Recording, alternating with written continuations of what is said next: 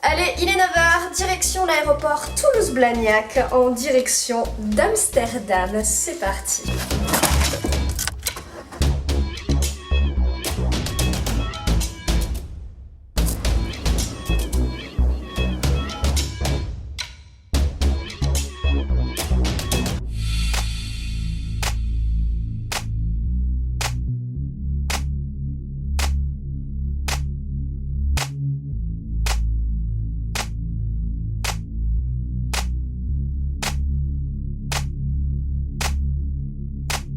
Nous voilà donc bien arrivés dans notre hôtel à Amsterdam. On finit de s'installer et puis je vous emmène avec nous pour vous faire découvrir cette ville sur plusieurs jours. Allez, c'est parti!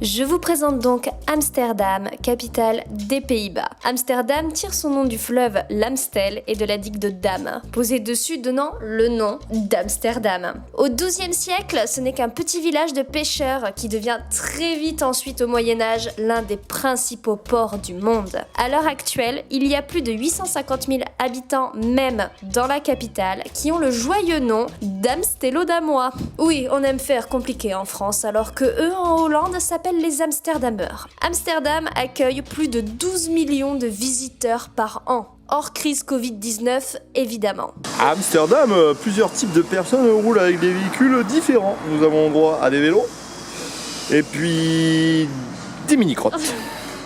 Des mini-crottes tels que ceci, petits véhicules électriques biplaces, tout petits. Merci Seb. Oui, effectivement, le moyen de transport le plus utilisé reste la bonne vieille bicyclette. D'ailleurs, saviez-vous qu'il y avait 18 millions de bicyclettes pour seulement 17,3 millions d'habitants aux Pays-Bas? Et la capitale compte environ 880 000 vélos à elle toute seule. Dans Amsterdam, on retrouve même des parkings un petit peu partout, qu'ils soient souterrains ou encore visibles. Les pistes cyclables sont présentes dans toute la ville et les vélos ont même leur propre feu rouge. On retrouve également plein de petites voitures sans permis électriques, comme celle que vous avez vue avant, un paquet de scooters qui emploient les voies de voiture et les pistes cyclables, ce qui les rend quand même un petit peu dangereux, on va pas se mentir. On retrouve également des trams, des bus, le métro et enfin des voitures dont au moins un tiers sont électriques. Les Hollandais sont bons en termes d'écologie, y a pas à dire. Donc, le meilleur moyen pour visiter la ville reste la location de vélos. De quoi explorer la ville sans forcer car tout est plat. Et il y a de nombreux quartiers et endroits à visiter. Le Palais Royal avec en face le Monument National, le quartier du Dam avec la gare centrale ainsi que sa grande rue nommée le Damrak. Également appelée l'avenue Kamikaze. Transport en commun, voitures, vélos, scooters et piétons s'y mélangent, donc il faut faire vraiment super attention. Mais c'est là aussi où on retrouve l'embarcadère pour visiter les canaux. Il y a aussi le très célèbre quartier rouge, dont le nom suffit à lui-même, avec le quartier chinois juste à côté, les canaux sud avec son célèbre marché aux fleurs, la place Rembrandt, le quartier des musées, bref, j'en passe, de quoi explorer la ville. L'architecture est juste magnifique et il y a aussi de nombreux parcs de verdure comme le Vondelpark qui fait 48 hectares. Il est parsemé de bassins divers et variés et c'est le Central Park d'Amsterdam, si on peut dire ça comme ça. C'est un espace idéal pour la faune, en particulier les oiseaux qui s'y plaisent énormément. Un endroit parfait pour profiter de la nature, que ce soit à pied ou en vélo. Mais la beauté d'Amsterdam passe également par ses sublimes canaux qui s'élèvent au nombre de 165. Et il y a, je cite, 1281 ponts dans la capitale néerlandaise. C'est 3 fois plus qu'à Venise, où on en compte seulement 430. C'est dingue, non? En tout cas, pour les découvrir, l'un des meilleurs moyens reste les bateaux, qui offrent des visites sur les canaux. ce qui permet au passage d'admirer la ville et de découvrir de nombreux petits coins sympathiques. C'est également comme ça que nous avons découvert un très grand nombre de maisons flottantes. Je ne parle pas de péniches, mais bien de maisons qui flottent.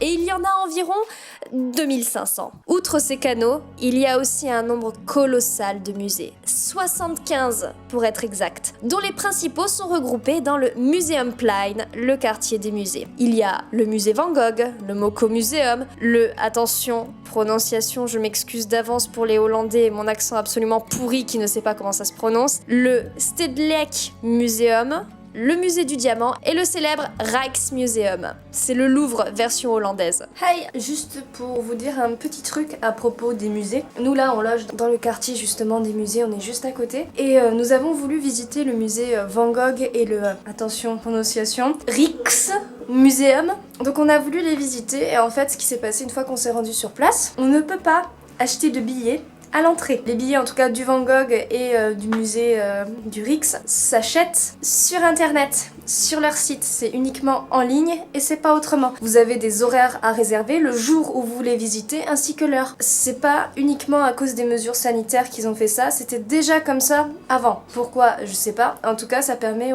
un minimum de filtrer les entrées à l'intérieur pour pas qu'il y ait beaucoup de monde, je suppose. Donc si vous vous rendez sur Amsterdam et que vous voulez visiter des musées, renseignez-vous bien à l'avance sur les musées que vous voulez faire et si leurs réservations se font en ligne ou pas, parce que nous on s'est fait avoir comme ça. Bon du coup nous de notre côté on est rentré à l'hôtel et puis on est allé réserver en ligne après, mais bon ça fait quand même un peu chier, donc autant que vous le sachiez avant. Ceci est un arlequin, très bon les arlequins. Donc nous avons visité le Rijksmuseum et le musée Van Gogh. Prévoyez quand même un budget pour la visite des musées parce que c'est pas donné. L'entrée c'est minimum 20 € par tête. Le Rijks et le Van Gogh ne sont pas les seuls à demander une réservation par internet. Je sais qu'il y a aussi la maison d'Anne Frank et je pense qu'elle est pas toute seule. En attendant, les deux musées que nous avons vus sont magnifiques, même si nous avons eu un gros coup de cœur quand même pour le Rijksmuseum. En revanche, si vous le faites, prévoyez du temps. Il ne se fait pas en 1 heure. Nous, on a mis environ 3h30 pour tout faire. Et encore, je trouve qu'on est peut-être allé un peu vite. Après, l'architecture de base du bâtiment est juste splendide. Je vous laisse profiter des quelques plans que nous avons pu faire à l'intérieur.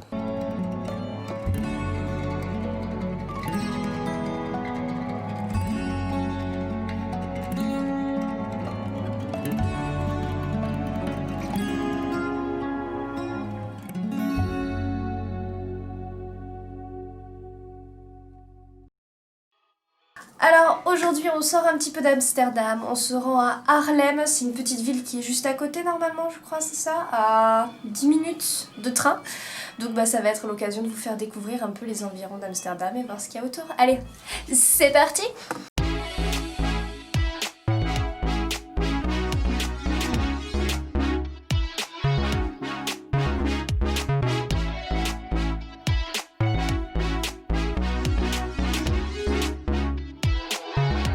Donc je vous présente Haarlem, qui se situe juste ici.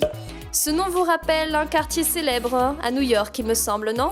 Eh bien, figurez-vous que c'est tout à fait normal, car en 1658, le Hollandais Pieter, je m'excuse encore une fois pour la prononciation de son nom de famille, Stuyvesant, a fondé le campement du Nouveau Haarlem sur l'île de Manhattan, qui est devenu le célèbre quartier que nous connaissons aujourd'hui. En attendant, Haarlem est une ville splendide, plus aérée qu'Amsterdam. En même temps, les bâtiments sont moins hauts, mais il y avait des choses incontournables à voir.